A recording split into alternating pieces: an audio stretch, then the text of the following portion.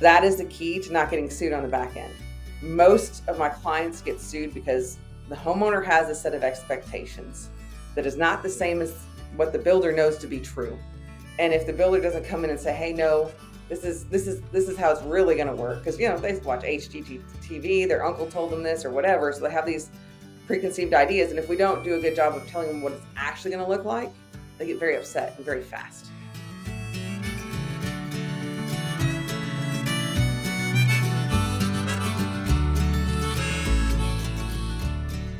Today on the podcast, we had Karalynn Cromeens from Construction Law and the host of Quit Getting Screwed podcast down in Texas. And it was an awesome conversation. We covered all kinds of things. I think the title of this podcast is going to be Books, Death, and Caring Too Much. Without further ado, here's Karalynn. Welcome to the Curious Builder Podcast. I'm Mark Williams, your host. Today, I'm joined out of Texas with Karalynn Cromeens with Construction Law, as well as the podcast host of the Quit Getting Screwed podcast, who I was a guest on, I think, episode 125 last spring. Welcome, Karalynn. Oh, thank you so much for having me on the show. Yeah, I feel like don't mess with Texas, since that's where you're at. I feel Quit Getting Screwed podcast is very apt for a Texas name podcast. Yeah, let's start there. You're obviously a lawyer. You specialize in construction law. Why'd you start the podcast? Because I love the name. Quit Getting Screwed. It like immediately identifies basically that your audiences is 95% of people who have been screwed. I'm guessing they're like, I should have had this podcast early on. Yeah.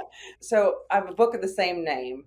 And it really started on the commercial side with commercial subcontracts. And if you've ever been in the commercial world and seen a commercial subcontract, they're terrible. And nobody knows what they said. Nobody knows what they mean until they're in court trying to defend this terrible contract. And so I wrote a book called Quit Getting Screwed about how to navigate your way through commercial subcontracts. And it's expanded through that about how to not just get screwed in any type of construction business or any business at all, right? We talk about all the things, how to run a better business on your finances, coaching, all of the different things, because as business owners, like in construction and in any business line, they got into the field because they're good at what they do.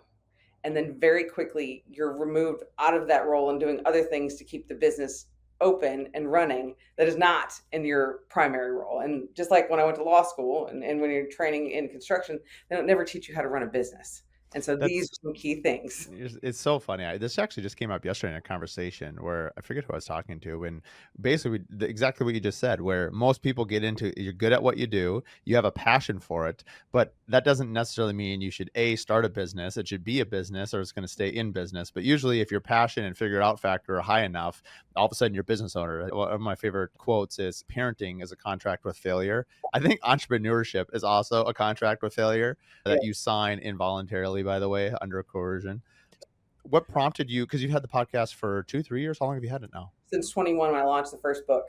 And what made you decide to write a book? And then was it the podcast kind of to help promote the book? And then now you're kind of an addict like everyone else? Yes, absolutely. And I want to share good ideas. And I really think it helps learn from other people's failures, right? And I wrote the book because it was just like nobody was saying anything about how terrible these contracts are. And I was like, why is nobody saying anything? Everybody's just signing these things like that's the way it has to be. And it doesn't have to be that way. You should at least know the risk that you're taking, try to negotiate. And then from there, it spun into a whole other world of the risk in residential construction and all over. And so just built on not only on the construction side, but just the ins and outs of running a business and hopefully learning faster than some of us did and not making the same mistakes that we did. I heard recently, I think it was Brad Robinson from Atlanta, Georgia, who mentioned this, the Bradford Custom Homes. Shout out to him. He said that he isn't afraid of failing, but he actually tells his team to fail fast. And yeah, it's been now that my ears kind of cued on it. I feel like I keep hearing that over and over again, fail fast. And the idea is that it allows you to pivot a lot quicker so that I think anyone who is a successful entrepreneur has failed and learned from it. And you and I were talking a little bit before we even jumped on here. One of the concepts that I want to do for a live event is do kind of a panel event and have it losers or winners. And basically invite real well-known builders and designers or whoever up on stage that people would recognize that, you see their beautiful homes, they've got a great reputation, but it didn't land in their lap. Exactly. It's like anything. It's like Walt Disney, as you know him, probably didn't start off that way. And he's got an amazing biography and so on and so forth. I mean, everyone really has a story. Mm-hmm. And I would argue that you never really stop failing. I think if you stop failing, you probably stop learning. And I think the easiest example is like, look at what's happening in the space industry and what Elon Musk is able to do with, but I just finished his biography recently, and the amount of capsules that he crashed and exploded, he learned from each one, right? And there's a major payoff. And essentially, kudos to all the entrepreneurs out there that keep failing, but then keep staying in it and continue to improve. So, Yeah. I mean, there's only growth through pain, unfortunately. If it's working well, you're not going to work on fixing it. what were some of the early things that you just couldn't believe? Was it because your clients were coming to you to rework their contracts, or were you bailing them out of difficult situations? Probably a combination of both that inspired you to write that first book, Quit Getting Screwed. Yeah, so the first book was actually I took a client to trial who had signed a subcontract and lost, huge lost. And it wasn't because he didn't do a good job. It was because he didn't understand what a pay when paid clause meant. And so although he had done 120 days worth of work, good work, the GC didn't have an obligation to pay him because it hadn't been paid by the owner yet. And obviously we didn't know that when we dove in. It wasn't until much later. And with a clause like that, there's really you got to be able to fund the whole project without getting paid potentially. Was that a commercial contract or residential? Contractor. Yeah. And so that's what I was just pissed. Are those still legal? I know they are. In most states. In How most states. how common? I mean, I don't think you really see. I know a lot of people operate their business different than what it actually is by law or says. Being said that, I think a lot of builders, will say pay when paid, but most of their contracts, to my knowledge, don't actually say that. And then in this case, it was reversed. You represented the subcontractor. Did they ever get paid? What did the client never pay him, or how did that all resolve? No, because so what ended up happening is they couldn't afford to work. They had to leave the project. They hired somebody else. The person they hired obviously cost more than what my guy was going to do for it. He breached the contract basically because they didn't pay him. They didn't have an obligation to pay him. Because he didn't, and he couldn't finish the job. Oh, that's a real pickle. Yeah. Oof, that is a tough one. So that's commercial. It's a little different in residential because mostly the builder will get paid up front for the work, right? Obviously, some states like California don't Or, allow that. or at least like progress payments or draws or monthly draws. And you basically, we have in our contract, you stop paying us, we stop working, right? I mean, in that sense, it's sort of a pay to play, but the client is paying us and we're paying our subcontractors and we're taking a big enough down payment that should a client stop, we have enough to at least cover the work in progress, right? I mean, Correct. you wouldn't want to be, and I understand. I just had this conversation the other day. I was asking the client on a remodel for a 25% deposit on a $700,000 remodel. So it's pretty big. I can't build the house if I don't trust them. And they can't really have me work on the house if they don't trust me. There is a point where I don't care what kind of contracts you have to trust somebody to go somewhere. And, we have a great reputation. And so, we shaved off 8% on the front end, which is fine. Happy to do that. It's more of the spirit of it. If a client is going to completely say no to it, like that's obviously a pretty big red flag. Yeah, yeah, absolutely. And so like in that aspect is a little bit different. Commercial contractors are always working and then waiting to get paid. Residential is a little different. I still recommend a residential if you have subs working for it to do have a contract that says that you need client approval before you'll release the funds to them. So it's not really if a pay when pay, but if it's not done properly or that they have an obligation to come finish. Yeah. Yeah, no, that's smart. Writing a book. I think a lot of people have aspirations of writing a book. I would imagine very few people actually do, and the few that probably do start and then don't. What was it like writing a book? I had so much to say. It just like I had all these different stories built up of these little provisions in these contracts. So I had a story for each of them because I'd lived them. And like when you read the contract in the paper, what the paper says, you don't realize what that means in real life. So I had all these situations of these different provisions in these contracts that I'd lived through, clients had lived through. So I had a story, which made it really easy to illustrate. And I was very passionate and still am about letting people know these things, right? Have your contract reviewed. If you're a residential contractor, you have to have a great contract, not only to protect yourself, but the whole purpose of a contract is to manage expectations. And if we can do that, great. We're a lot less likely to end up in litigation at the end. And I've used a contract as almost like a blueprint to educate the client. And Absolutely. I think very rarely, no home builder, to my knowledge, is going to want to get into a situation where they have to, for instance, sue their client, even though their contract puts them in the right. I had something actually really recently where we have in our contract the right to photography and market our own work, however we deem fit. Mm. Now, I get it if a client negotiates it on the front end to take that out, but they didn't. And this person is very private. So it's not that I don't want to respect it, but it's at the very end, we did build this beautiful $2 million house. We went to go take photos of it. And she said no.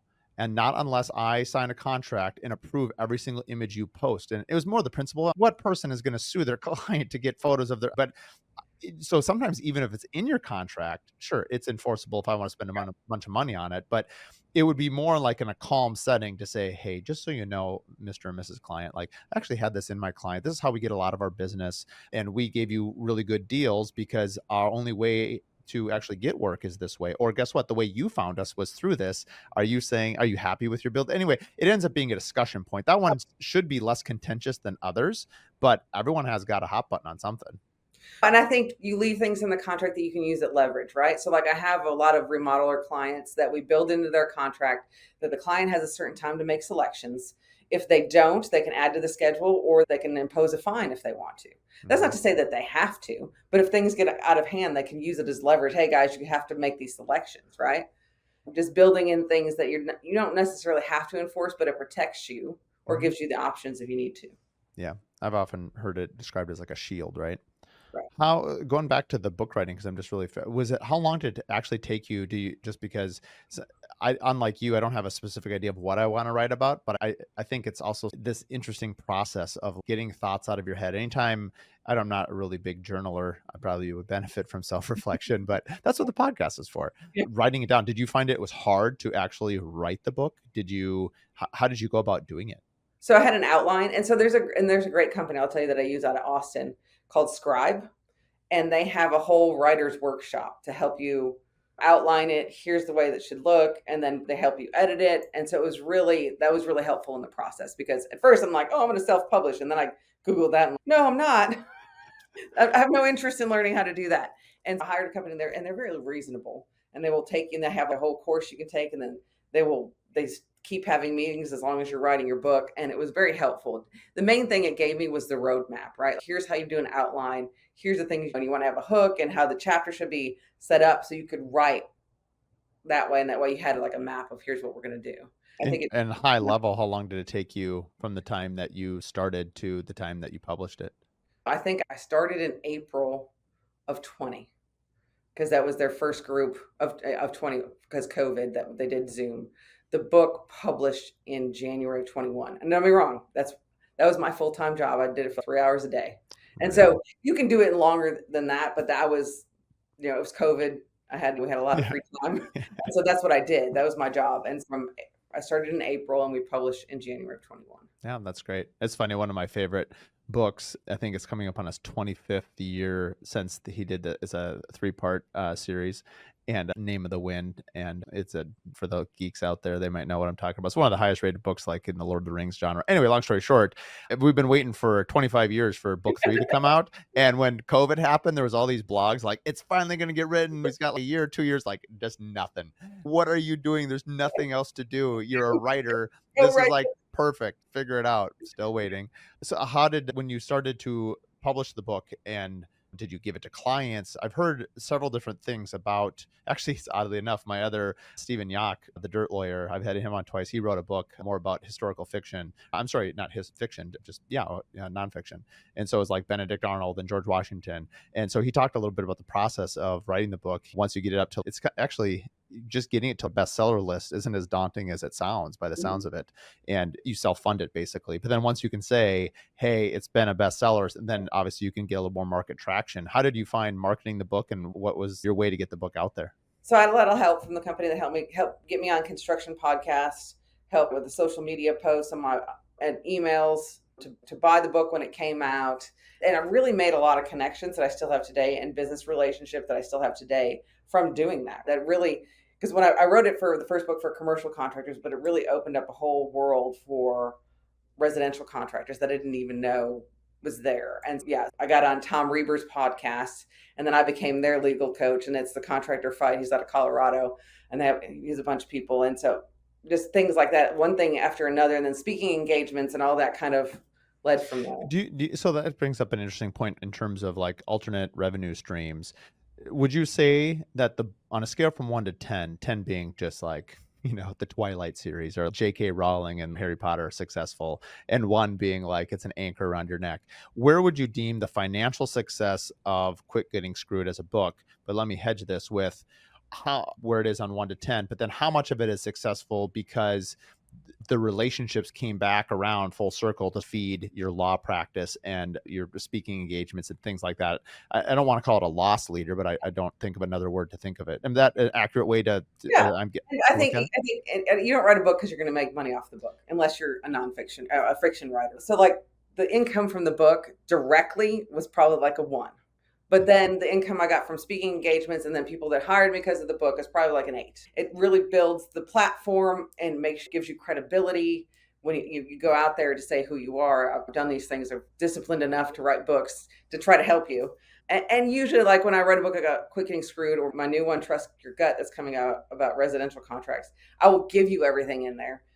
And it's mostly, you don't want to write it. You'll still come to me to do it, which is. I mean, it's education, right? I mean, it's why we have jobs as builders, right? I mean, you have a blueprint, you have, but I mean, they still hire a general contractor to actually implement it all, right? Exactly.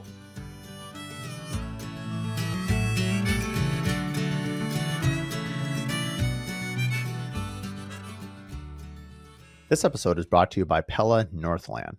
For 20 years, I've been using Pella windows, and I couldn't be happier to call them as a business partner, a trade partner, and someone that really supports us in our quality builds. We use wood windows and doors on every single one of our homes, and 98% of every home that I've ever built has been a Pella window. I've gotten to know their team here locally as well as nationally, and the way that they support us as a craftsman, as well as they support our homeowners with their lifelong guarantee, has actually been a game changer for me. So when people ask me who I use, I recommend Pella. If you want to hear more about Pella's story, you can listen to episode 1, where I interview Peter and Ed from Pella Northland about their journey into the Pella ownership. This episode is brought to you by Adaptive. For over 2 years now, I've been using Adaptive. It's an incredible game changer. It's AI technology based. It helps you with bill pay. And as a builder, there's very few things that anger our subs more than not being paid on time. Well, those days are gone. Not only do you know exactly where you are, but you can pay people through your ACH channels, making draws extremely quick. With one click of a button, which used to take hours, my office staff is now able to generate a draw to the bank or to the client in literally seconds. The thing that I appreciate the most about Adaptive is their ability to keep changing. We've given them 3 or 4 feedbacks on the things that we need as builders, and within just a few months, they're rolling those things out. This is saving us hours per week and days per month in terms of our efficiency. If you're looking to upgrade your business, I'd highly recommend Adaptive. You can reach out to them at adaptive.com or listen to the Curious Builder podcast, episode 15 or episode 80, where we dive into their origin story. Your second book was Quit Getting Stiffed. I love your sequencing here. You've got Quit Getting Screwed, Quit Getting Stiffed, and Trust Your Gut. I'm curious what the one after that will be, a trust one again. We've Quit Getting Screwed. We've Quit Getting Stiffed. What was the difference between Quit Getting Screwed and Quit Getting Stiffed? So Quit Getting Stiffed was all about lien rights in Texas, which is something that's how I became a lawyer. That's what I grew up doing, is lien rights in Texas. And I've now since studied the lien rights in all 50 states. But the book is the good premise is that I think all contractors need to know that they have lien rights and know what they are for their state, right? How are they different? How are they different? I could explain what this would be actually pretty funny, and you can tell me. So, like Minnesota, obviously, I pay my cabinet shop $10,000. I have him sign a lien waiver. Now it's all done automatically through actually a sponsor of the podcast, Adaptive. They do it all automatically, and basically, the home or the vendor signs the lien waiver. They receive the 10,000 cash. Boom, I'm done, and it says right in there, this is a partial lien payment unless it's the final one, and that's Bob's your uncle. Like, it's pretty straightforward. I understand from my point of view that pre-lien rights have to be written and signed off by the client. So I have the master contract. So I'm protecting the lien rights of all of my subcontractors, but really for myself. The bigger vendors like the lumberyard, the window companies, the real big organizations that know what they're doing, they sometimes will do a pre-lien notice outside of my contract just because they've probably been screwed over the years. But I would say 90% of my subcontractors do not send pre-lien notices.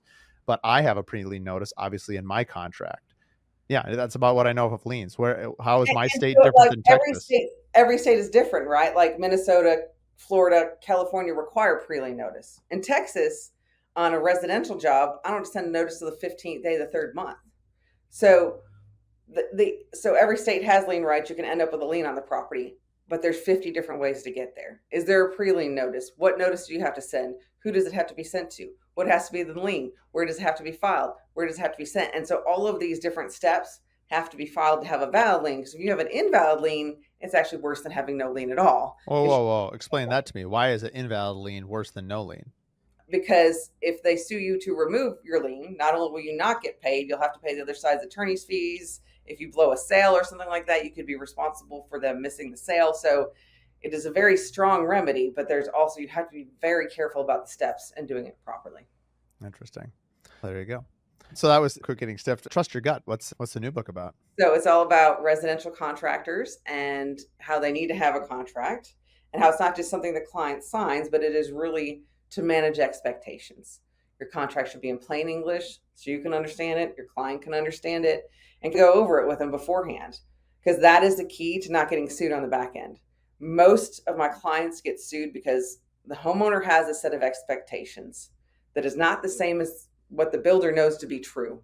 And if the builder doesn't come in and say, hey, no, this is how it's really going to work, because they watch HGTV, their uncle told them this or whatever, so they have these preconceived ideas, and if we don't do a good job of telling them what it's actually going to look like, they get very upset and very fast. It's interesting. I think a lot of people in sales, and I would consider myself in sales like a lot of the owners of companies, is the classic thing. Not that we want to overpromise and underdeliver, but a salesperson naturally does that. We tend to embellish. We obviously are getting people excited. It's part of the DNA of being in sales, I think. As I've gotten older, I've realized to just be not more matter of fact. I still engage in excitement, and I am generally excited. It's not something I have to fake. It just really is. But where I'm going with this is we have in Minnesota like a state guidelines that the NHAB here developed what normal is. 16th inch of a crack in concrete is normal. Drywall, this, that, and other thing. And I used to tell my clients years and years ago, hey, we're one of the top builders in the state. We're very high end. And you know what? This is your bare minimum. We actually do better than this. But the reason this is in the contract is if we get into a dispute that this is showing the bare minimum. I told that to my lawyer. I don't care if it was on the podcast. He's like, you got to stop saying that. Because what you're doing is you are basically saying that what is in your contract is not actually what you're doing. Don't say about minimum or maximum or anything. It's just this is the standard. And if you choose in practice to exceed the standard, that's on you. But if Right. you actually get into a fight or an untenable situation, you can't tell your client that, hey, what the state statute says is a 16th of an inch, but oh yeah, we're so much better than that. We're 1/16th or 1/32nd or whatever you want to come up with in the scenario. And it was really interesting advice because I used to think it was like calming the client, but really what I was doing was opening up Pandora's box for them to say, whatever's in their mind is what I'm being held to, Yeah. which is impossible. I often contend with my clients, and I use the Ford F-150 analogy, which is they roll off 100,000 trucks a year or whatever the number is in a factory, and they have callbacks on them. And I'm Mhm. like, we're building a one-of-a-kind house outside in the elements with a team that has never been assembled before and will never be assembled Again. exactly the same, right? Architects, design partners, subs, everyone's going to be switching here. And it's amazing we get as much right as we do. And so Yeah. we need a lot more grace than the black and white contract is just, it's an outline of expectations. To your Yeah. point, it's really educating. And I often use that analogy in the first or second meeting where I meet with the client. Now, whether they remember it or not, I can't answer that. But again, it goes back to us educating the client and realizing like we do want to bring order out of the chaos, but all construction is basically organized chaos. And sometimes not even organized chaos. Well, the best of our organized chaos, and just being upfront about that is, yes, I'm really good at my job, but this is building. There are going to be things that we don't expect, and here's how we're going to handle them. And the relief that the homeowner feels when something like that does come up. Oh, he told me that this is going to happen. You save credibility just being upfront about what the process is, whatever it is, because otherwise you're walking into a very dangerous situation.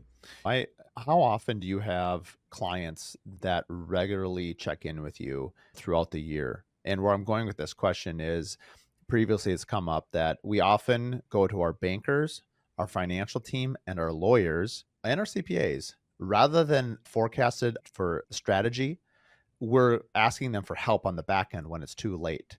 And obviously, you can see where I'm going with this question is that it's better, obviously, to plan ahead of time and have regular check ins. What I'm asking you in practical measure is how many of your clients check in with you on a regular basis? And if so, how are they doing it and what are they finding? So I offer like contracts on a flat fee in all 50 states. Sometimes clients come to me because they know that they need them, and then I will do them. A lot of the times they come to me when they're in a situation already. or they have a bad situation going on and they're looking for advice. And then I'll walk them through that and then be like, okay, how can we prevent this in the future? Okay, we need a contract that has these provisions in there, right? Whatever is important to you, right? Whatever, if you're a concrete contractor being over, hey, cracks are normal. This is what it's going to look like, or whatever it is that's important to you that needs to be in your contract. Usually, once I do their contract, I'm hearing from them every once in a while just to check in, see if anything. They'll give me a call. They'll send me an email. Hey, this didn't happen, but I'm concerned. What can we add in if it becomes an issue in the future? So they're checking in. They're getting better. Let's say that.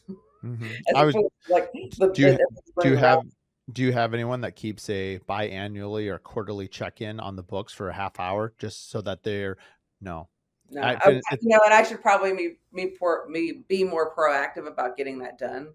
I think if I scheduled and told them that they need it, and because I'm sure there's issues that they need to talk about, they just don't want to take the time to talk about them. Well, I think it's interesting because we just did our budgets this morning here before actually our meeting, and I plugged in for the Curious Builder podcast. I plugged in $10,000 for lawyer fees for the year as a potential budget. I think this year I spent 3,500, and the reason I'm talking about it is just I feel like people respond to real numbers, and these are hot off the press. They're like 2 hours old, and the reason I did this is we're doing trademarking on the Curious Builder. We're launching the Curious Collective into other states next year. So there's contracts between me and my spearheads. And so I've never really done that in years past. I've looked at, hey, if I need lawyers, I just need to go get whatever I did. And then it's always over a budget. So now it's no different than marketing or your rent or anything else. It's like unlike your banker, usually not charging you for your time, but obviously lawyers get paid this way. It is how they make their money. And it's interesting because a lot of us are cost plus builders, myself included. Like I expect interior designers, architects, a lot of them work hourly. And I don't know why. It's just human nature why we think that when someone charges us hourly we have an aversion to it. Like they're like it's part of your profession more so than mine, where that the clock is, can you tell when people are on the phone or when in their body language that they realize like the clock is spinning and it's costing them money? Sometimes, and so I'll get less phone calls. So the thing about it is, what you don't like is it's unpredictable. You don't know what's going to happen. And so, like in my firm, what I've tried to do is make, in situations where I can, make it like my contracts are a flat fee, my lien filings are a flat fee, my demand letters are a flat fee. As much as I can, I do a flat fee, right? And we've even rolled out some lien and collection subscription litigation pricing, which is, I'm testing the waters on that because again, litigation is the unknown where I don't know, where I can't give Right. you a flat fee price. I mean, how could you? But then again, you feel like you're giving me an open checkbook, right? And Mhm. that's scary, right? That you're going to be responsible for this bill that I can't tell you how much it's going to be. I can give you a ballpark, but it really depends a lot on what the other side does. And so that's why you have an aversion to it. It's scary because there's no end. I don't know. I can't tell Well, you. and I think, and I'm a hypocrite for sure, because in year 20, this is the first year I've actually forecasted out. And I'm sure bigger companies listening are be like, wow, what an idiot. I can't believe it took them 20 years to figure that out. But I'd say this, better late than never. Exactly. If I'm going to build for another 20 years, God willing, I guess I'd better know halfway through my career to budget for it. And as you do different things, it seems like we need more and more help. And I just wrote down, I've talked about this several times. Actually, one of my to-do lists for tomorrow is I'm going to do a quarterly report with my lawyer, my CPA, my financial planner, and my banker. And I've had all of them on my podcast previously, and we've talked about that. But now that I'm asking and talking to the audience about it, I'm like, I actually don't think I've done that. Now I might organically do it, but I'd actually like to have it. It's no different than a performance review with your people. I stopped maybe a year ago of having just once a year having a performance review with your project manager or whoever. That's too far away. Yeah. And so now we do three. We just have it a rolling I think it's every 4 or 5 months. It just rolls, and we just constantly touching base. And if you need to cancel a meeting, or if it's a 10-minute call or a 20-minute call, it doesn't have to be some big grand gesture. It could just be a check-in, like what's happening. And I think to your point earlier, Karalynn, is like you might be in the middle of something like, oh yeah, by the way, I just heard this thing on a podcast. Should I have this, that, or another thing? Or I'm working with a client right now. We Make me need kind of nervous. What should I? right, Yeah, right. absolutely. Very interesting. How moving on just a little bit, what you've interviewed, I didn't actually look. How many total episodes have you have now? You're weekly, correct? Yeah. So every week, I think I have like 160 episodes. What do you take as a podcast host? What are some of the things that you learn from your guests? Because it's more than just education. I find like myself, half the time it's self-discovery as you're Yeah. having the conversations with people. What are some things that have stood out for you over the last 4 years as being a host that you didn't really anticipate when you started down this podcasting journey? No, I've had some great guests on. I think mindset was brought up by a lot of people more so than I thought about what you think, what your goals are. Probably one of the most important things is where your business heads. That it's not just the business side, it's also who you are as a person, right? And different business owners can have different goals. And your mindset of what you're worth and how you charge and all that is a huge part of the success of your business. I didn't realize that. That there's that at its it might be construction or it might be owning a law firm, but at its core, running the business is the same. You might be doing different things, but the P&Ls, the balance sheets are all what it comes down to. No matter what you're selling or doing, it's all the same thing. And I think we all feel, to some extent, we all feel the same pain points, right? Like marketing. What's the marketing strategy for every business, bookkeeping? How often do you look at your numbers? Mindset. But having a business coach, I think I had a couple of business coaches on, which I think is important. And have somebody with ideas that's outside or being a member of a group to look at that. So those are some of the things that I've learned from my podcast guests and that I've had over the years.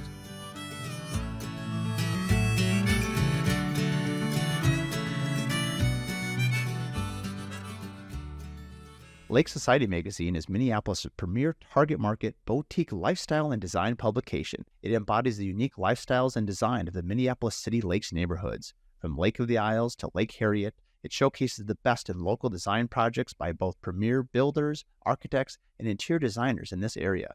Lake Society magazine has the look and feel of a national publication with glossy covers, high-end finishes.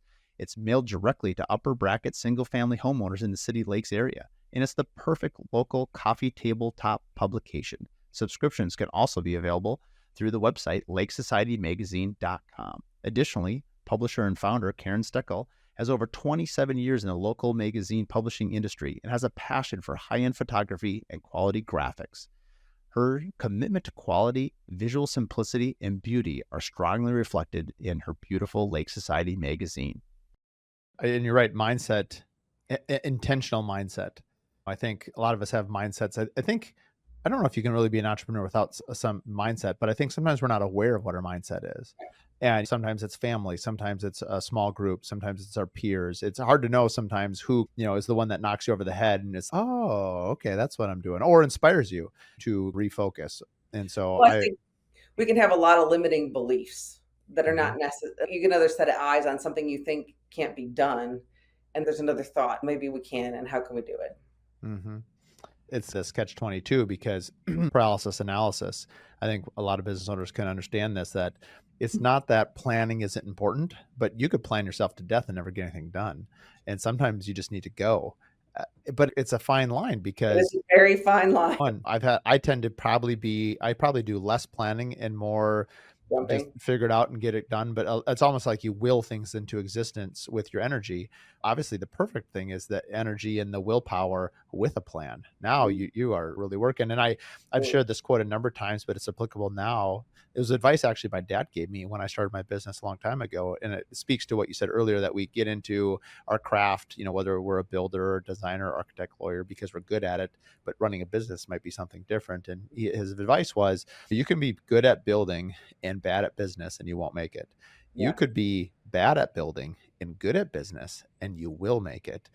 And hopefully you're good at both. And I think I have gone back to that a number of times. And anyway, there's always improvement for me in both categories quite a bit, especially when you talk to other people. And I think business too, certainly time and experience is something that's really valuable. There's a certain point of time where, um, I should say that length of service does not mean you're better at business. And I'm speaking critically of myself. Like, I've been in business for 20 years and I see builders that are out there 8, 9 years in, and they're way more successful and way better business people than I am.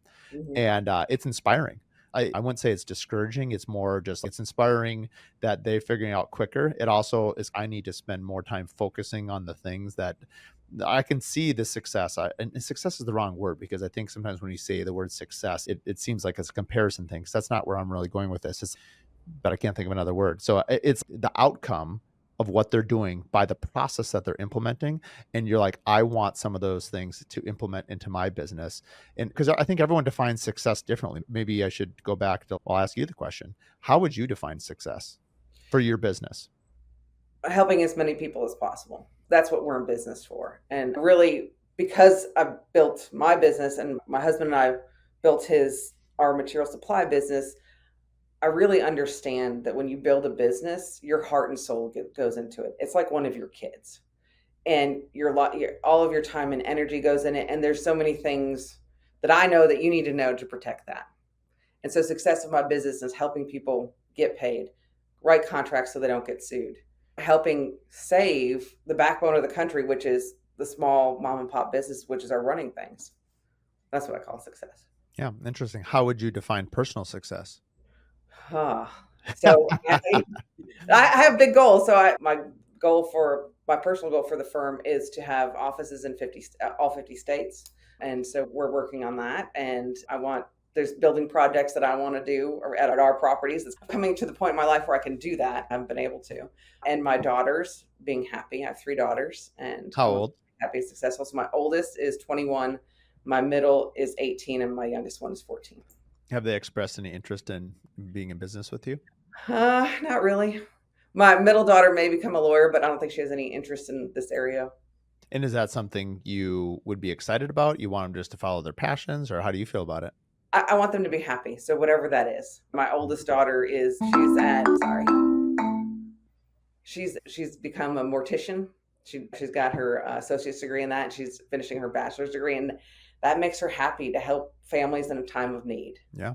And so I'm like, she started 1 year at a traditional university, hated it, got a job over the winter at a funeral home and just loved it. And so that's what she chased. And that's what I want. I want them to find their passion, whatever it is. Because if you have that passion, you look forward to going to work every day. Who can I help? How can I make it better? This is what I'm supposed to be doing. You'll have to tell your daughter. So my uncle was in mortuary science when I was a kid. And I haven't thought of this story in years, probably borderline inappropriate, but I'm going with it. And I think I was in 4th grade, and my parents were out of town for their anniversary. And so it was bring your parent to school day. And so I brought my uncle, and everyone's talking about this, that, and another thing. And my Uncle Dewey he's a riot. He's a real funny guy. Anyway, he taught the class how to answer the phone. And I answered the phone this way for about 2 months after. And it was William Cemetery, you stab him, we slap him, Mark speaking. And the class, the kids loved it. The teachers were like, what just happened? What is this guy teaching our kids? But anyway, now whenever I hear mortuary science, I think of shout out to Uncle Dewey. So, yeah. It's a little sense of humor. Yeah, it's an interesting time. I was actually just at a funeral a couple of weeks ago, and I actually, funerals, I've always, and really, it sounds strange, I enjoy the reflection on life, the brevity of it, family. It'd be very difficult. My wife is in the medical field, and people aren't at the hospital when they're healthy unless you're having a baby, basically. And I think for like nursing homes, sorry, not nursing homes, funeral homes, there's got to be actually, I would really enjoy having a funeral director on the podcast. That would be actually, you know what? They run a business. It'd be fascinating to hear how the business of that works. And they will always have business. So. They will always have business, but it's just an interesting time in life, and everyone they have their own emotions, and they have the emotions of the family. And obviously every funeral is a little bit different. This podcast took a turn quick. Funerals and mortuary science. Yeah, we'll cover it all. Hey, you're planning your business with the end in mind anyway. So what's going to happen after that? Actually, you know what? Actually, it's somewhat applicable. Today, my marketing admin, Leah, we were just talking about all the things that we're doing next year for the Curious Builder Collective, Sauna Camp, Boot Camp, all these different things. And she's a very sensitive person, and in a good way. She's very intuitive and an empath. And she said, just out of curiosity, like, if you died, what would happen? And then I was like, that's actually a really good question. I said, I know what would happen, like at my custom home company, my project management, my team, like they would fulfill the contracts that they have. And the Curious Builder for me is such a new business. I haven't really thought about it. And right on the spot, it was interesting to plan it. And so I usually take a day off in December to just get away. I'm actually with my dad. I'm going to go up to Duluth, which is a city a couple hours out of Minneapolis. And we're just going to spend a couple days just talking about the business, get away from your phone, get away from the computer, and just business plan. But honestly, I think that has really sparked a seed in my brain that's going to sit there for a little bit of, I think if you think about what would happen if you were gone, in this case, death, how would your business operate? Does it need to operate? How does it shut down? It would also allow you to create a business that, that can exist without you in a positive way, where you still are around. It makes your job, it makes your business sellable. And Right. most, I shouldn't say most, actually, I think it is most builders, their business, without them it doesn't work. And so someone told me this the other day, and it was pretty sobering. If your business can't exist without you, you have a job. Not a And if bit. it can exist without you, you have a business. And it was real sobering, because I have a job. I don't have a business. Now, I think the Curious Builder could be a business without me, and we're going to make it that way. But it was an interesting frame of thinking. Actually, it relates in somewhat to, obviously, contracts. How have you seen that play out? Because I'm sure you've been involved with, I forget what the 5 Ds were, like death, divorce, dissolution. Steve talked about these 5 Ds, and I'm blanking on some of them. But let's talk about death specifically in terms of how it relates to contracts. How often have you had clients that have come in and there's been a death either in the family or in the business, and you've had to figure it out from the legal standpoint? I've had a couple. I actually have one now, and it was a gentleman that he owned a remodeling business, and he had signed this deal where he was going to do all the work and then get paid. He did all the work, then went to get paid, and then he died. And the people that owed him the money didn't pay, and so now they've hired me to collect the money. In a situation like that, the company still exists. The company's owed the money. It needs to be paid. And so that's the way that one's going to go. As far as I think what I have my builders put in their contracts is that they have the right to cancel at any time. And obviously, if they owed money, they'd pay it back, or if they were owed money, they get paid. But that would, if that happened, and your company decided it didn't want to continue, or you didn't want to continue, they could back out of those contracts without leaving a legal mess, right? So it just depends. The business can carry on in its name without you. If you sign contracts and you want to finish, the business is entitled to be paid. That's fine. When it comes to an individual, that might be a little different. That's why you should always be incorporated. One of the reasons. But it would really be set if you left a plan that could be followed, you wouldn't have any problem finishing it up. Or if you wanted to set it up where if I died, you can have the contracts that are still on there, and then the people that work there have the option to purchase and then pay your family over time to purchase the company. So there's bunches of options that you could think about, or how you want it, or they could sell it, or there's endless options of ways to handle that. I would imagine most of them end pretty messy, though. They can, especially if you're in a partnership. That's where things will go wrong. Yeah. And that's partnerships with partnerships in general in business are tough. And especially if you don't have the terms in writing, then it's a disaster. Yeah. If you're just a sole owner, it's pretty easy. But if you have partners, and if you don't have an operating agreement that says what happens when you die, then that's a real mess. What would be, just your perspective on it off the cuff, how many businesses in the construction world are solopreneurs, so single owners, versus some form of partnerships or bigger teams? Most of the companies are single owned, usually by a married couple, right? And I'd say probably about 25% are unrelated business partners. Those are just such a hard situation. Can you think about like partnerships as like your marriage is a partnership, and that one and that's like the hardest relationship in your entire life. I can't imagine trying to have that relationship with somebody else that I'm not married to, right? That is the best. That is That's so like funny. sounds Like, sounds yeah. intimidating. Like I run my law firm where my attorneys can make what they make based on what they bill, but I'll never have partners just because Mhm. I don't want to be in that situation where I have to make decisions and everybody has to agree on what I want to do. Yeah, no, that's really interesting. I was told at a young age that partnerships are difficult.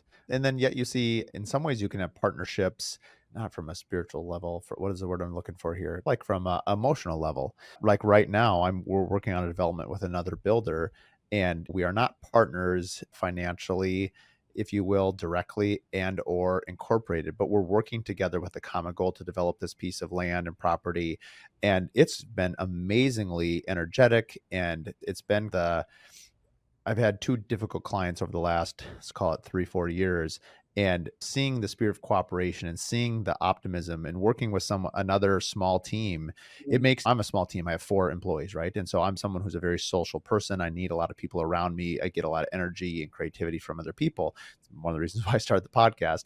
But the point is, on the building side of it, working with a bigger team is actually really energetic to me, and I love it.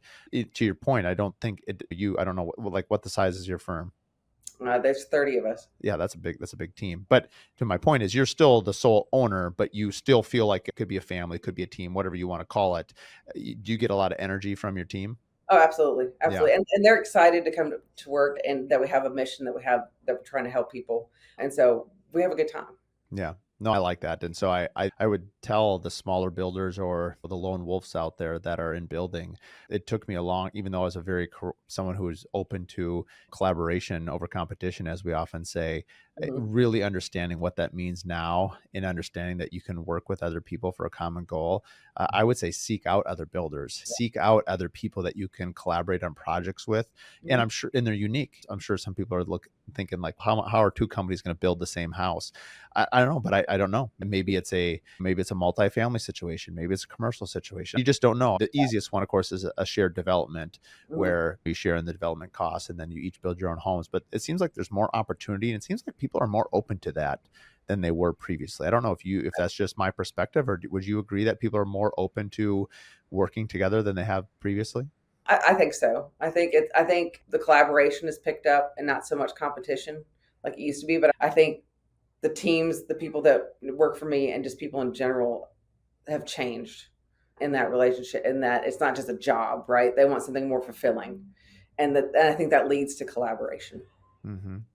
I wonder if it has something to do with information and how it's shared. Do you look at how social media has changed how we interact with each other and our businesses, both personal and professionally, over the last, let's call it 10, 12 years? It's massive. And we interviewed someone, I think it was Katie Kath from JCath here locally in Minnesota. She's a remodeler and a good friend of mine. And she had just said that when her clients come to her, if they don't know who she is already, that's a huge red flag from the standpoint that they have such an avid following. Mhm. And one of the best ways for her to know her clients are her ideal client is if they're following along with what they're doing, they already know a lot about that company already. They know how they act, they know how they would do things in certain situations, they know their style and their vibe. And so it greatly accelerates the relationship building with your future clients because they feel like they already know you.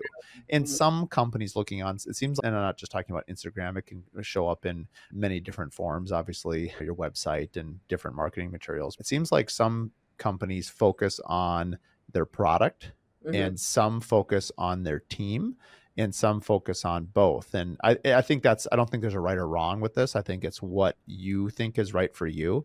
But I think that was a cool comment that she made, just that her clients know her very well. It's no wonder she gets so many of her ideal clients because they're coming through this funnel of, oh, we love Katie and Jesse. This is who we're Yeah, gonna work with. And anyway, I agree. And so you already come into the situation knowing who they are, yeah, yeah.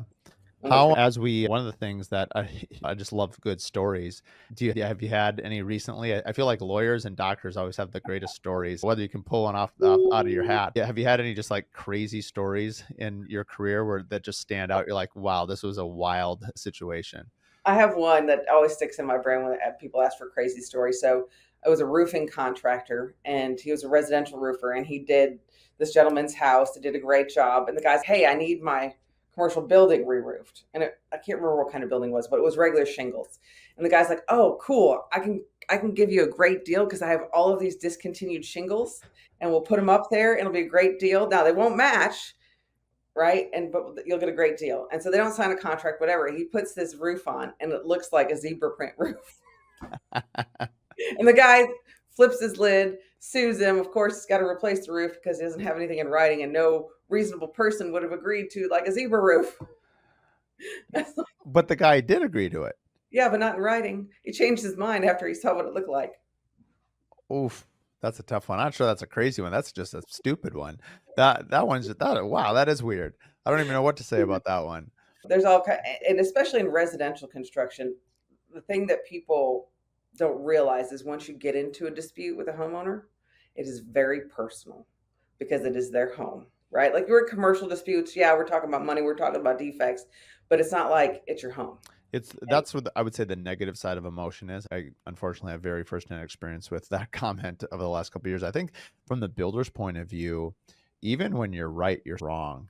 And I understand that we have laws for a reason, and I do believe that We have a lot of things good there, but man, no one ever tells you, and I don't, even if people do tell you, I don't know if you can really relate to what I'm about to say till you actually go through either a mediation or a full-on lawsuit, which is the amount of stress that it puts on you that has nothing to do with any sort of financial.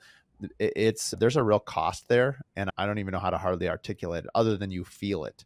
And I would say, for myself personally, like, I'm a very resilient person, from exercise to mental stability to being a very positive thinker. I don't care who you are, it will affect you. And if you're weak in any of those categories, it's going to even be worse. And I don't even know how you really protect yourself from that, because we had another builder, actually, a funny story.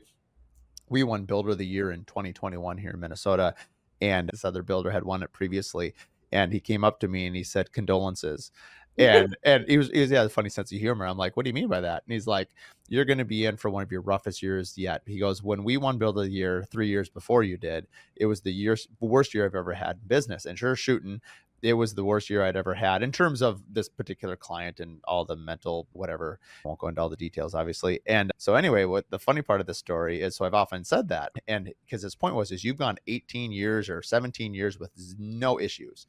He's like, you are way overdue. Yeah. And it's just you paying your dues. It's a matter of time. And so I joke that someday, if I ever get into consulting, or we do some consulting now, it's like, I guess I'm going to look at that learning experience as like my education in order to advise other builders and other people like how to navigate some of that stuff. Because it is a learning process. Some of the legal stuff is actually intriguing to me. I had never seen how mediation works before. It's wild. You get everyone in like separate rooms, and the mediator like goes around to these different rooms, and it reminds me of a reverse auctioneer. He's like, "Do I hear 100,000 over here? Okay, I'm going over here. I got 20 in the corner. I got 20." And he's like, "What is happening? This is wild. We're just like randomly throwing numbers in the air, and like, and you don't know who's agreeing to what." I get why they do it, but it is a very, if you haven't been it before, you're laughing because you're a lawyer. You've obviously done this. It's a very just an odd experience. I don't know how else to describe it. No, and I have conversations with my clients all the time that I want you to pay more than you want to pay, because I don't want you to feel that sense of impending doom that a lawsuit is for years. Because I will do a good job. I can't guarantee the outcome. And honestly, if it's something reasonable, pay it and be done with it. Because the stress that it puts on you, the outcome is not guaranteed. Just the dealing with it is emotion. It hurts. Is It it hurts. more, this is your profession, is it more emotional when you're, I don't know if another good analogy, I'm trying to think of a baseball analogy, a bit, you're on the team, so the analogy doesn't falls apart. Like, how do you handle the stress? Because I understand I'm being stressed out, and I understand at some level it's a job, but anyone who loves, or everyone who's good at their job is also conscientious and cares. How do lawyers handle that kind of stress? Or is it similar to, let's say, a doctor operating in the room, like you carry, it's, you maybe become used to it, or I don't know, I'd be very curious to know how Whiskey. you handle that. Whiskey. Yeah. Have you ever noticed the two places you see lawyers in movies? The Yes, bar they're and at bars. the room. Yeah. No, honestly, and for me too, I'm very personal. I'm very passionate about it. So I have some other attorneys who are a little bit better at doing the job and distancing themselves from it. But for me, it's very, if I'm in a case, that's all, if I were going to trial, that's all I'm thinking about. That's all I'm doing. And although it might not be me at the end of the day, it still feels like it. I try to manage, but I'm going to go do the best I can. We've talked about it. I know the best thing that I can do to ease my stress is know that I've done everything that I can. Mm-hmm. Yeah. It's anyway, it's an interesting process. We'll go on finishing the story on this, what this builder said. So he won last year Builder of the Year, and I sent him a bottle of whiskey, and I went to Hallmark or Walmart or wherever I got the card.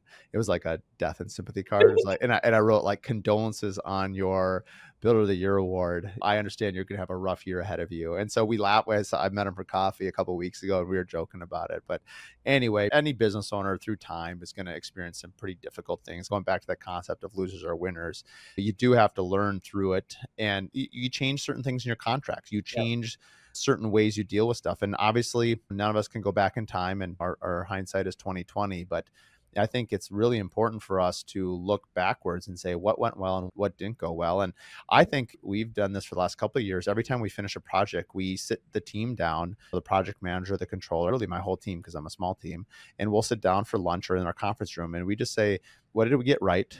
What did we get wrong? And how can we improve I believe either of them for the future ones. And I think as an entrepreneur, it's sometimes hard to put them into actionable items because a lot of it is just, I think it's okay for it to just be knowledge. Like we talked about it and you let it go into the hive. I mean, if you write up some sort of modus operandi, how to deal with every single thing, you can't go through life with a bunch of rules all the time. You have to understand the spirit of what you're trying to achieve. No, absolutely. But the important thing, if there's something that could have been prevented by having in your contract and updating it, because it is, your contract should be yours and it should be what's important to you. And as you learn things, put them in there. I think the hardest thing for me is, and I know there's a lot of builders out there that are very conscientious, that want to do a good job, is early on in a job, you want it to go smoothly. It's always hard when the first day on a new home, you hit bad dirt, which is organic soil, and you got to call the homeowner and be like, got a change order. It might be $5,000, it might be 15 grand, whatever it is. And nobody wants to pay 15,000 for bad soil. They'd rather pay 15,000 on a cabinet upgrade or Exactly. something really cool and sexy. But like dirt is not on that list. And it never will. It never has been. And obviously you can do soil borings and different things. And so the problem is that's the first thing that usually goes wrong in my experience. And it can be a fairly big one sometimes. And then usually what we do is I do, maybe I'm wrong, I try to soften the blow. It's like, tell you what, we'll discount our GC fee on this by half. We understand this is unexpected. Technically in our clause, it's under the act of God. I'm not liable to pay for any of it, No, but yeah. I'm trying to show the client like, hey, this is a long road. Let's work together. And 99% of the time, it's very well received. They get it. But man, you get that 1%, you've just nicked your artery. And now you turn them into a vampire, and all they want to do is suck your blood for the next year and a half. Yep. I'm speaking as a very jaded person because only on this one particular thing, because the intentions were good. The point was to show them we're on their team, but they thought you're in the things like, we're building the client's house. Like, I don't benefit when they sell the house. I don't benefit from living in it. So why am I either financing the house, or why am I building? And the clients sometimes feel like you are building your house for them. That's not true. And so anyway, understanding this paradigm, how have you looked on? Have you seen other builders fall into a similar trap like that? Oh, They're yeah. trying to do the right thing. And the one thing I can tell you is never do work for free in a construction contract. If you want to give back, find a charity, right? Because the second you do that, generally you're going to open the doors. And then guys like to do stuff because they enjoy what they do and they want their clients to be happy. So they start doing all this extra stuff for free. Or the client's unhappy, so I'm going to do even more stuff for free. They don't like it. It's never enough. Don't do it. Your value decreases and you open the door to your value decreasing. And So you're saying draw a hard black and white line, just never do it. I'm just saying, I think in that situation, most people will be like, okay, yeah, I get it. But you're also opening the door to be taken advantage of. You know what I'm saying? Obviously, if you do something wrong, fix it. You're not going to charge a client for it. But don't go and do other things to try to make up for that. Because then they just start expecting free things. Then they don't like the free things that you do and you got to go redo them. Or you get sued about the free thing that you did. So Really? You've had people sued over the free thing they did? oh yeah, all the time. Well, you got to tell me this. Give me an example. This Well, is let's see, crazy. I had one that was like they were, I think it was a drainage contractor, and they made a small mistake. They corrected it, and they're like, "Oh, we'll throw in this gravel for you." And I can't remember where it was. And the gravel got there, and it was all wrong. They had to take it out and redo it. It was just a disaster, and it happens all the time, right?